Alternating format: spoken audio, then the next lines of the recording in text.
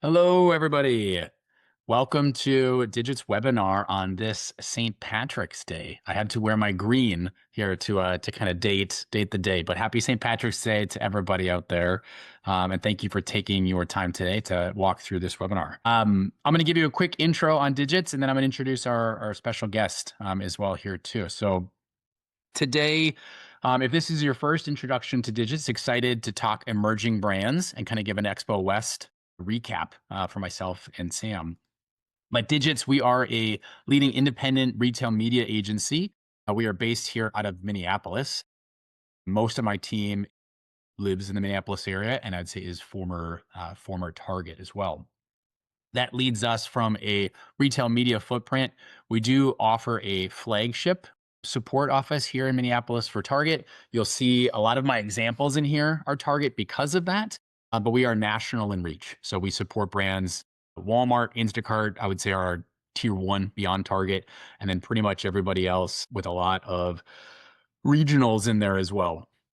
And then you'll also see Digits on the regional grocer side. We are supporting agency of record for a number of regional grocers. I'm helping them bring retail media to space as well. So Schnucks, Fairway, Coburn's, if you're up here in the Minneapolis area, they just opened up a brand new beautiful store in Plymouth. If you haven't checked it out, check that out here if you're local. Also, if you're new to us, one call to action is check out our website.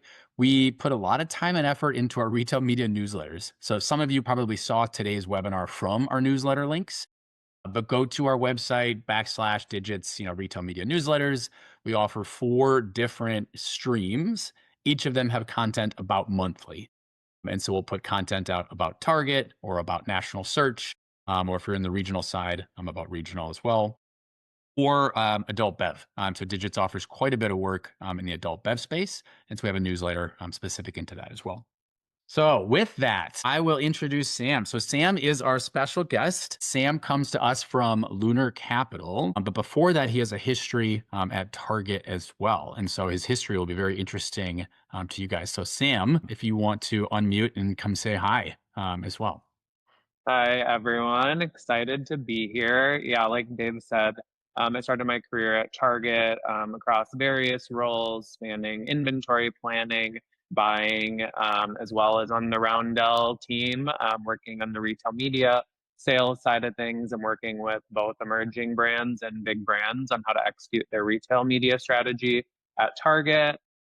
And then I did a stint at Moonbug Entertainment, which is the biggest YouTube publisher behind hit kids TV shows like Cocomelon and Blippi.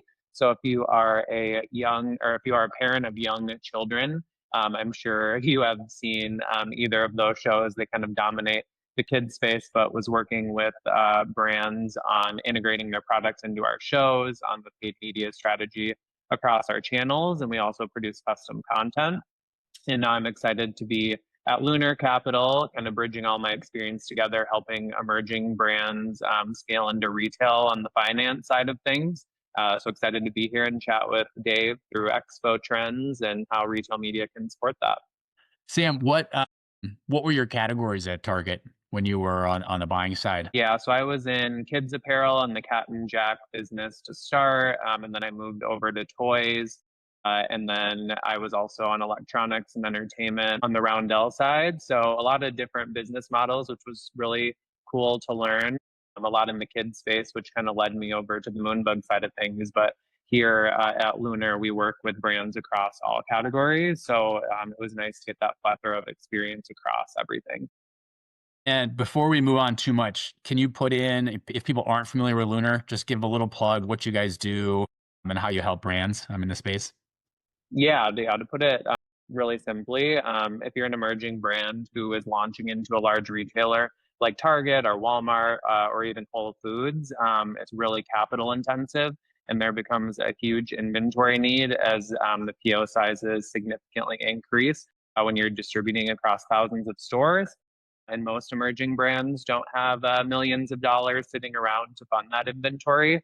So Lunr comes in and helps finance that, and we bring our expertise from all of our retail backgrounds. Most of our team is also ex-Target, so as brands are launching at any retailer, we really help them make really smart decisions so they scale smart and not too quickly because going into a big retailer can sometimes make or break a brand. And we also refer them to partners like yourself at Digits, as they might not have even realized they needed a retail media strategy when all of a sudden they're going into Target stores, and there's a lot of asks from the buyers, and we're kind of here to help connect them to our partners across the ecosystem. Awesome. Well, and I know, and it fits well, obviously, is we'll get reached out to by a lot of brands that are like, hey, we just found out we're getting into 500 doors at Target, right? Like, help us figure out a retail media strategy.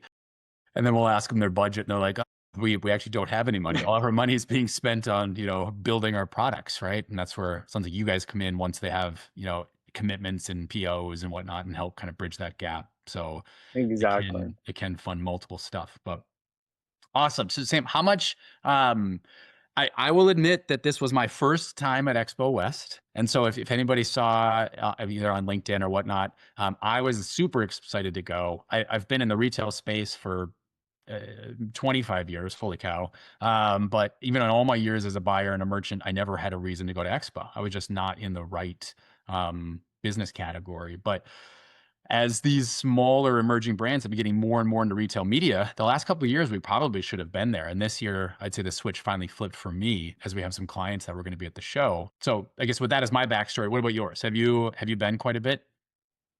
I actually have the same backstory. I caught myself at a lot of toy fairs, other entertainment shows like Licensing Expo.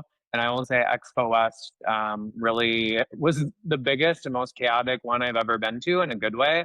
It was really cool to see so many brands just really hustling to get their name out there. There's so many players, especially in the food and beverage space. But despite how big it was, you really do run into people you know around every corner. I mean, we ran into each other in one of the halls. You spotted my Lunr jacket. And it was just really cool to see how supportive the whole ecosystem was, though. But a really good place for anyone who's looking to spot trends, because it did span beyond food and beverage as well. There was really every category there. Yeah, there was 65,000 people, and I think 3 or 4 thousand booths, if I remember right. And so I assume there might be people in the call that have never been either. And so I did take a video. We'll see if this loads. This is just a video of like if you're standing in where the booths are, sort of what it looks like. So yeah, it looks like it's loading in at a loop here, but uh, it's a little fuzzy and it's a little bit repetitive, but you'll see. I basically were telling friends it's like you were in the like a football stadium essentially, and you had to have your elbow out like you're going to the bathroom pretty much like the whole time because you're pretty much just running into people and everybody's trying to hand you food and samples at the same time. So it's sort of 8 hours of way overstimulation every day to kind of see it. But the other way I'd say Expo was described to me by CPG friends that I met at the space was you have this Bain Insurgent Brands list, if people are familiar with. It's a list that Bain publicizes every year of sort of brands that fit certain criteria of making up market share and growth. And pretty much the thing with Expo is like everybody wants to be on this list. Is the people that are in the existing list are sort of the people that have made it a bit at Expo, and then everybody kind of wants to be there. And if you're small, that's sort of the next. Is like broadly, these are the people that are trying to be there. So you've got brands like Kodiak Cakes, Chobani. Those are some of the bigger ones that I'd say there at the show. To then obviously a who's who of maybe just launched at your Targets and Walmarts and Sprouts is if you sort of see the top of that list. But this gives a good flavor of the people that are at that show and maybe what their missions are to grow. But Sam, I'm going to turn it over to you a little bit because you had sent me some brands that you had seen that kind of just caught your eye. So we've got a slide for you and then me. So what did you see that was exciting for you? Yeah, I think a lot of people, especially if you're following the food and beverage space, might not think some of these trends are, completely unheard of. But I think like protein, it continues to be omnipresent across pretty much every category. I've been seeing a lot of buzz that, maybe it's gone too far. Like maybe we don't need protein in every single thing that we eat. But I think it is good that brands, especially even the huge brands like Frito-Lay, are trying to focus on healthier ingredients, whether it is putting protein in Doritos, which I think I saw, or even just like stripping out all the bad chemicals and the dyes that are in the food. But consumers are definitely becoming savvier as they're looking for their protein options rather than just, artificially slapping something in that boosts the protein count. We're working with brands like who actually recently launched at Target. I think it's around 40 grams of protein in the pizza, and it's all through Greek yogurt in the crust. So instead of just adding protein in it in an artificial way, they're actually using a real ingredient, and we're seeing consumers really resonate with that. On our end, also I think seed oil free. People have been talking about it for a while, but I personally haven't seen a ton of product options. I mean, you see chips that have avocado oil or olive oil instead of seed oil, which is great, but there's definitely a gap. So, a brand that I spoke with at Expo called Veggie Vice is actually launching veggie chips that are actually vegetables, not just a chip that tastes like a vegetable. That's also seed oil free, which I thought was super interesting and a good gap in the market. And then also a new space I hadn't seen before in beverage, which I think is rare because I think there's so many beverages. I'm sure you saw that as well, was actually sparkling coffee, which is a category I haven't seen before. So it's called Fuzzy Coffee. The founder has a really cool story, and the brand is inspired by his grandma. But essentially, it's sparkling coffee with various flavors, and then they also infuse lion's mane and L-theanine, which helps kind of balance the buzz. Those are two ingredients that I've also been seeing across a lot of beverages as people, shift away from, you know, pounding 300 milligrams of caffeine in one sitting, and maybe they want more of a balanced buzz. But those were a few of the key ones that caught my eye. I like it. Yeah, the cottage cheese too with the Cotto. That I know, Good Culture was there. They're one of my favorite cottage cheese brands, but they're on the made it list a bit. Made it if you can get it in stock. Yeah, if you can. Yeah, it's not Good easy. for them, but yeah.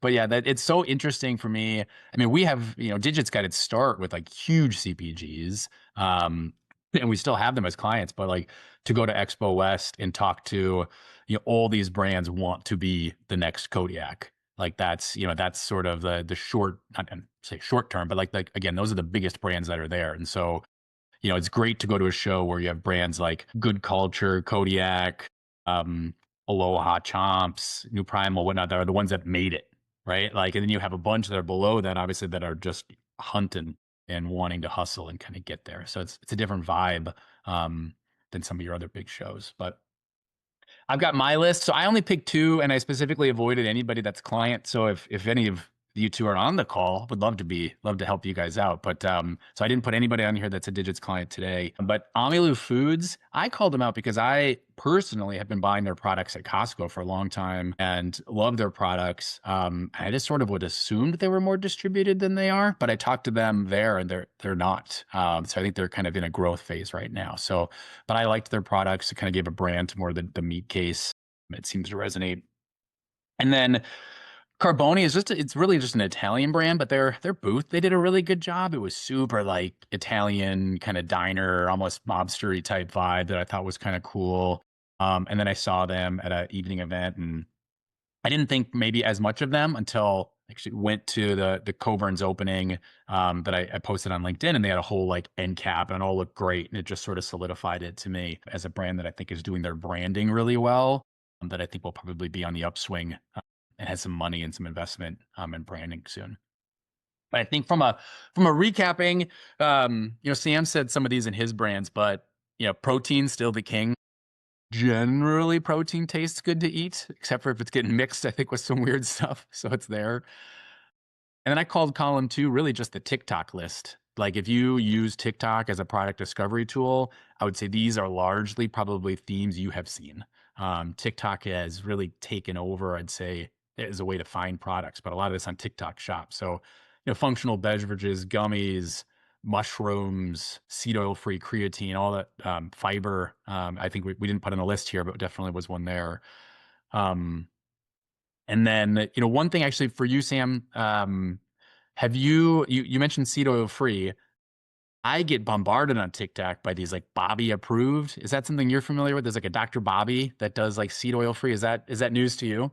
I haven't, but it sounds like I Yeah. should know about it. Now you are, because your TikTok algorithm is going to hear me talking to you about it, Yeah, and you're going to 100%. start getting them. But that's I think it's just it's an influencer who's got like his own app with like nutritions and whatnot. So, but I actually saw some brands call that out when they were there. So as a way to positive there.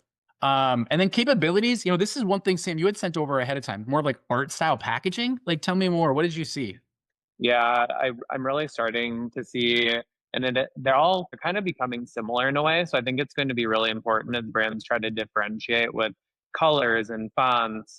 They look beautiful. The package looks awesome on shelf, but I've been reading a lot in the trades that it's really important to still be able to signal what it is on shelf beyond just the art. So I think it's still important to pop, but consumer needs to be able to make a really quick decision if they're in the store of what the product is. So I think it's a good balance between both. We've seen brands rebrand on the super simple side. We've seen brands go a little bit, maybe too far and get really wild with the branding. I think it's a good in between to help the brands pop because we are seeing those, like you said, the emerging brands are starting to take up more of buyers' headspace as they know that people are moving away from, the behemoth food giants and want better for you options. Got it. Public service announcement. We do have a Q&A. So the chat is disabled, but if you have a question you want to submit, you can use the Q&A button to put that in there, and Sam and I'll see it. So we did get one come in that asked about the digits and TikTok, sort of what we offer. I would say as an agency, we are not an organic TikTok agency. We do not create content or help that way with brands, but we do paid TikTok. And so if you have content and you're looking to boost and pay to drive additional awareness and convert at retail, that is the service that we do provide. TikTok, also Meta, other social as well. All right, so shifting this forward from, what did we see at Expo to how do these brands then start to manage with retail media? So Sam, did topics of retail media come up with you when you stopped by booths? And like what's in founders or VP of sales or marketing heads when you're talking about this space? Yeah, I think we work with a lot of brands who are just scaling into a mass retailer for the first time. So retail media definitely becomes top of mind when they get the business award from the buyer, and it really reiterates why Lunr exists so that we can help not have brands have their working capital tied up in an inventory buy so they can invest in retail media to drive the business forward. So it's often coming up, kind of in like stage two of working with our clients of, what is this? And because of my background working on the Roundel team and all of our partner ecosystems, we can definitely send them to the right place to make sure their investment is working for them, especially because I think you'll go through it in this presentation. There's a lot different strategy for a new brand launch who's smaller, maybe has smaller budgets than someone who needs to maintain market share and is a bit bigger. Got it. Yeah, and that's, the theme I had heard, similarly is what I found really refreshing as a retail media marketer who used to be a buyer is most of these brands are expecting to spend money, but they all just needed to push units, which it shouldn't be a surprise. But as somebody who gets involved in pretty nerdy retail media conversations sometimes that we're talking about like audience match and attribution methodology and data clean rooms and stuff that I'd say is super like media nerd, it's exciting for me to talk to somebody who's like, I just want to sell 10% more units. Like, what do I need to do to get my product out there so people see it? I sell it. I am at the top of search listings and I can start to actually just push product. And that was very much the vibe of emerging brands is they're expecting to spend money, but they need to get paid back for that money, right? It's not a donation, right? It's gas for their program. So that's the theme, and it was great and refreshing to see. But I would say if I can leave people on the call with anything that are starting to get into this space, what I would say is, retail media is not all the same. Most of these brands will have gotten their start on Amazon. Not all of them, not all the food ones, but many of these brands, or even a lot of these people working at these brands, have done Amazon in a previous life. And I would say retail media in the omnichannel world is not the same as Amazon. Don't copy paste your strategy. Lots of different things that we'll touch on them here, but I'll use an analogy that we like to use at Digit somewhat of, all the ingredients are the same. You're doing media on-site, off-site, whatnot, but the recipe is different. Like you wouldn't ask a Italian chef to make you Thai food, right? Even though the food is the same, you have different types of chefs with different specialties. And that's sort of the way I would frame this up is we're doing a lot of the same things. So sometimes we talk the same language, but the recipes are different for how do you make this come to life. First step really is knowing your audience. And I'd say a lot of that is why, it's not the Amazon strategy. Because like retail media is not just for digital business. Even at your most advanced digital retailers, 80% of the business is still being put in physical shopping carts. Percent is being done digitally. You'll see at some retailers, just sort of on a chart here, you get your Target, which is about 25% of your business done digitally, maybe a little bit more depending upon your category. But even then, 75 is done physically. And I'd say that the crossover is some, but it's not always as big as you think in shoppers. And so a key success factor is figuring out strategies that work for both. You got your digital business and you got your physical business. And how are you kind of tacking them both with some strategies cross, others are individual. But and then I'll draw a line on Instacart because Instacart sort of touches across all of these. And I think when we talk to new emerging brands, we'll ask them where they're live and they'll say, oh, like Amazon and Instacart were running media. But Instacart really isn't its own retailer. Obviously, it kind of cuts a slice of pie out of most of them, with a little bit of an exception drawn for Sprouts and Costco that, are heavy into Instacart and, are more than just marketplace partners, going to have them run their e-com. Sam, anything from a retailer side where you've seen emerging brands really focus in more or else, like which retailers? Yeah, we're seeing a lot of brands launching in like the Sprouts and Albertsons of the world. They have really good accelerator programs that give them the opportunity to launch in a small subset of stores. And then if it goes well and it's successful, then they can expand, which I think is a super responsible way for brands to scale, without immediately entering, say, 3,000 Walmart stores without, proven results. It's super smart way. We're seeing the buyers at those companies really lean in. Even at Expo, Albertsons had a huge pitch. I don't know if it was called Pitch Slam or Pitch Innovation, but essentially, I think there was around 30 to 40 brands who got to pitch to the buyers, and then the top three won pretty big prizes to help them scale. And then the number one brand that won was Smearcase. They are actually going to be launching an Albertsons off of that, so it was really cool to see those retailers leaning in. But I think you also saw that Target had a lot of buyers on the ground at Expo West. I haven't been there before, but it seemed like more than they usually have. And when I was going around to all the different booths, we were definitely hearing Target was stopping by. So I think we'll start to see a lot of innovation from them. Yeah, the number I heard was 40 buyers from Target. Now, don't quote me on that. I said a lot in our actual official write-ups because I didn't know 40 just sounds like so much, but they might have. So, but between them and all the brokers and all the, Target associated people, I'm sure it was hundreds, to be honest. That was actually Yeah. there. But there was one question that was submitted around 80% of business being physical. Does that include, online orders for pickup? And the answer is no. That is in the digital side. So if I go back a slide, so this 20%, um, rough math, about 5% of that is probably home delivery, like in Target's term, shipped or Walmart delivery, maybe 5 to 10, depending upon your business. And then drive up pickup is a biggest chunk of that still. That's probably the next 10, 15% within the two. So the 75/80 that is in a physical cart is literally people, sounds so old, but people literally walking in, grabbing their own stuff off the shelf, walking through the register with that in the space.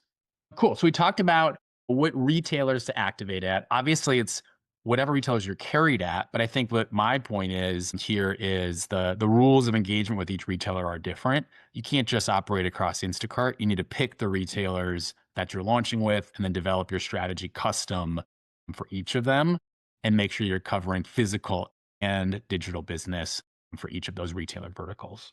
The next bucket is budget. So we're always asked, how much money should we be spending? So Digits does have a investment chart for omnichannel retail. So within the emerging brand tier, we would say, we have brands that are really looking to grow that have money that I'd say are investing 10% and plus.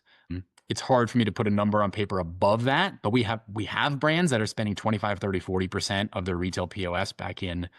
Now, those are often brands that I'd say are distributed more small and they're in dollars amount, have dollars to invest.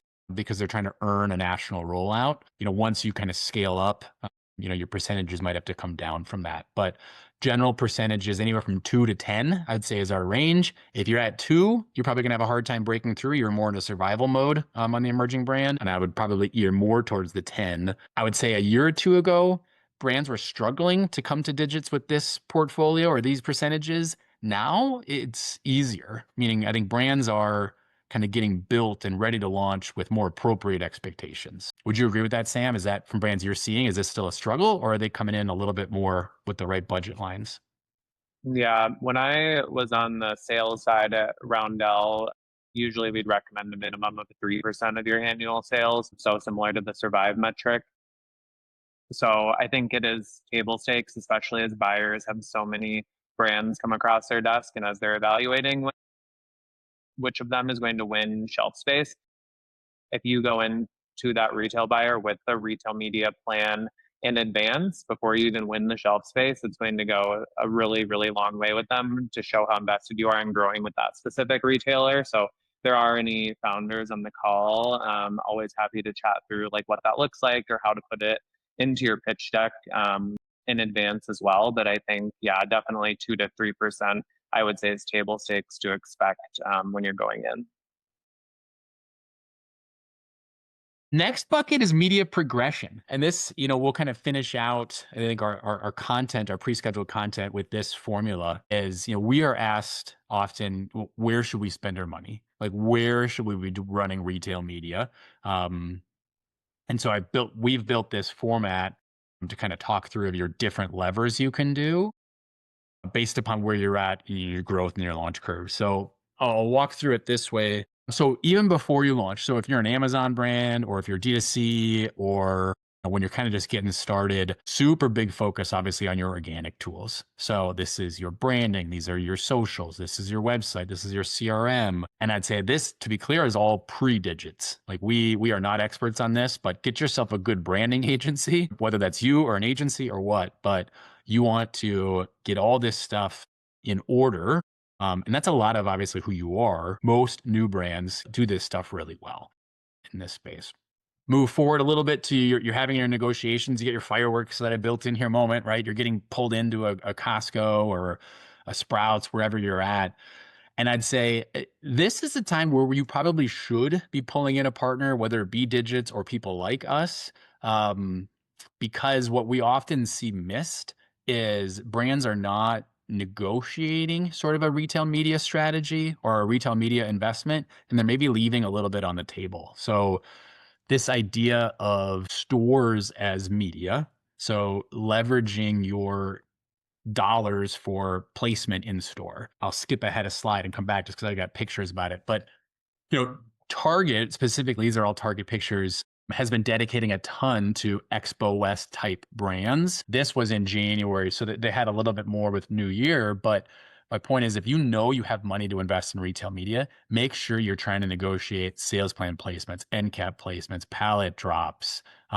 Because again, it's what 80% of that business is people are going to be walking through the store, and you want to use that store as media for your brand. So you don't want to be just buried on the middle of a bottom shelf and you kind of be forced to use all your dollars to it. So have these conversations with us before you get there. Successful brands, I'd say, are still focusing on what do we look like at store and how do I get that done, and not just zipping past that to the full retail media. Did you see anything, Sam, from brands or retailers doing more in that space? Like when you talk to any of your target friends, are they leaning in more space wise or any sort of in-store assortments that brands would be interested in? Yeah, like in terms of food and beverage or just kind of like across the board, like Any where highlights? Yeah, any highlights where you're seeing, retailers bringing these to the forefront a little bit more in a physical environment? yeah, I mean, I think we're seeing a lot of new baby brands like come to market as, people are, especially in the food space, we're seeing a lot of baby snacks, especially that don't have all the additives beyond just like the typical baby food. So we've talked to a couple brands in that space, and we know from speaking with our vendor rep friends and buyers that they're really looking for innovation there. It kind of leads back. There's a question in the chat about what did we wish we saw more of at Expo West? So that was one category where I think people definitely want to lean in where there's white space. I mean, Target's certainly leaning into the like cleaning up their food and bev assortment to be healthier. I think everyone's seeing that. And we also noticed a gap, especially for seniors and an aging population. You kind of have the typical supplements there, but there's definitely a gap to fill for how can we better serve that aging population as well. Those are just a few. Got it. Next up from a channels, and I'll walk through a slide on each of these, but kind of that next wave of, once you're in, you find out your store rewards, you're going to be in X stores, how do you bring a retail media strategy to life? So these are organized tops to down, sort of in priority order. So first, it's paid search and self-serve display. Again, depending upon what retailer it is, their tools will be a little bit different. Next would be offsite retail media. That's really the best way to hit the 75% of shoppers that are maybe never going into the app that retailer has. Third would be promotions. So at Target, that's a circle. At Walmart, that's I bought a cash. Or there's third-party solutions that are out there as well. And then really lastly is what people think of as retail media, which is the managed service dollars. And so, Roundel at the lowest end has a $500,000 minimum for basically to use Roundel as their media agency, where you'll cut them a check for 500 grand a year. They will spend your money for you, through a series of briefs and campaigns and whatnot. But that's usually the last thing that brands are going to as they kind of grow out in that space. So then a little bit on each. So paid search, again, typically the number one lever that you should grab day one. Paid search, at Target and Walmart, they're going to be 20-25% of your business able to impact these are Digits' numbers for about the last year or so for brands, but cheap CPMs, you're not usually paying on a CPM if it's, pay per click search, but just sort of an effective CPM of $3-4. You're getting a ton of impressions out in the space. Great ROAS, $8 on average for our clients. And you're paying a relatively small CPC, but really the key is the conversion. So at Target, the conversion is really strong of once you get paid search, somebody does your click to actually then buy. So it's about a 40-50% conversion rate. If you're more in a marketplace business or you're e-com only, kind of non-local Target products, that conversion rate is going to struggle quite a bit. And so you will see that vary based on brands, but typically paid search will be the number one spot to go. I don't have pictures in the deck here, but with Instacart and with Walmart, they've got great on-site self-serve paid display as well. So it could be on-site video, pre-roll video, or carousels with clickable ad units that are in those that would then complement just an actual sponsored listings paid search at this space. I would say most people, in my experience, think they know paid search because it's more similar to an Amazon world. And so a lot of brands are comfortable getting started on paid search within this space and feel pretty good about it. The next bucket then is the offsite display. So offsite display is probably a little bit less well known. And it is something that we as Digits would say we think brands are missing the opportunity here, especially your emerging brands, because emerging brands typically will just spend on paid search and they'll keep spending there until they get big enough to go directly to Roundel and spend that $500,000, $1 million. Now, you're kind of missing the middle there and you're ignoring the 75% of shoppers that are going physical. So one tactic is to do offsite display and social, but super geo-targeted in around each of the retailers that you carry. So literally down to the address. You can see the little Google Maps up there, but whether that's a Target, whether that's a Sprouts, whether that's a Costco or whatnot, doing media around, product that just launched at this store. You can get super targeted as far as demographics, past purchase history. Did somebody's phone actually walk into that physical Target before, so we can find all those shoppers. And it's really an equivalent of sort of paid search to try to get somebody's eyeballs on your products before they're walking down that aisle, and then they know what your packaging is going to look like. For us, standard stats, about a $5 to $10 CPM, and our average program gets about a 4% lift in business on the total 10% digital, 4% store. So it is impacting that business positively. And then the last bucket is promo. So a lot of this is near and dear to my heart. One of my last jobs at Target was on the cartwheel or circle team, launching out a coupon program. But in today's coupon world, there's really two ways to bring these to life. One is direct with the retailer. So you can see this Spindrift example with a Target Circle deal. So buy one, get one free. That is likely a deal that Spindrift and or Bubbler, set up directly with Target. You can do a similar thing on I Bought a Cash within Walmart, although it becomes a little bit more national then, but it actually shows up in the retailer app and it's a retailer led discount. The right side of this, the bubbler on Instagram, is actually a third party deal. So that's a deal using a company called like Visor or Go to Aisle. There's about three or four of them where it's just receipt scan then. But it's a really good way for brands to drive traffic from their socials. If you remember a few slides ago where we said brands should be focusing in on their socials and getting their audience up, this is then a way to say, hey, audience, we now launched at Walmart. You want to buy one, get one free coupon? Boom, do that. Drive them to Walmart. Hopefully they'll support your business and you can push some units that way as well. But that is the format. So I'll wrap it back up with, from a media progression, focusing on what you can control as organically. When you're getting ready to go to retail, make sure you're negotiating and prioritizing physical placement and sales plans with your dollars. And then once you start to get in, starting with search, quickly to offsite, promo, and then when your dollars are big enough, getting to managed service that way as well. So with that, I'll sort of open it up to Q&A.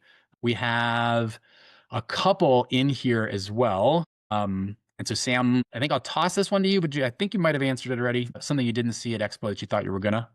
Yeah, I touched on it a little bit, but I think a few others is that I think breakfast is still a bit of an underserved market. Like you have some innovation with some better for you pancakes and waffles, but as you look to new formats and especially like global flavors, we saw a few brands like Shuka sauce, where it's super easy to make your own shakshuka at home and just making breakfast a little bit more fun. So that was another one, as well as there's a lot of meat snacks out there like chomps, but there's still not a ton. And sometimes people want something a little bit more fun. We did see like people putting mushroom in beef jerky as well. We think there is something there as well to compete with the chomps of the world. There was a breakfast meat stick that I really liked. That if you give me a minute, I'll pull a picture up on my end because I can name drop the brand.